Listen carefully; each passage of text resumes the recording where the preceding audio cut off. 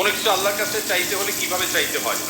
অনেকেই আছে নির্দিষ্ট করে নাম উল্লেখ করে কিছু চায়, যেমন আল্লাহ আমাকে এই চাকরিটাই দেন, আমাকে ওই মেয়েটার সাথেই বিয়ে দিয়ে দেন, বা আমাকে ওই বিশ্ববিদ্যালয়ে চান্স পাইয়ে দেন। আমার প্রশ্ন হলো, কিছু চাওয়া সঠিক পদ্ধতি? দেখেন, এটা ভুল পদ্ধতি। আপনি আল্লাহর কাছে আপনার চাওয়াকে এতটা ফিক্স করে দিবেন না।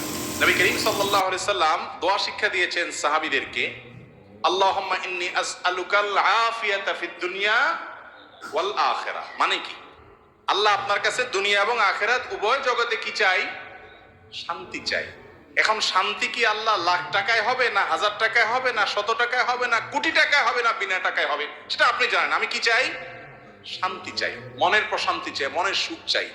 এই জিনিসটা আপনি আমাকে কিভাবে দিবেন আপনি জানেন। আমার শান্তিটা দরকার। আমার শান্তির জন্য যদি কোটি টাকা দরকার হয় তো কোটি টাকা দেন, কি লাগবে সেটা আপনি জানেন। কিন্তু আমি কি চাই? শান্তি চাই। এই যে ফাইনাল গোড়ার জায়গায় হাত দেওয়া, এটা হলো বুদ্ধিমানের কাজ। আর কোরআনেও আল্লাহ তাআলা শিক্ষা দিয়েছেন, আল্লাযীনা ইয়াকুলুনা রাব্বানা আতিনা ফিদ দুনিয়া হাসানা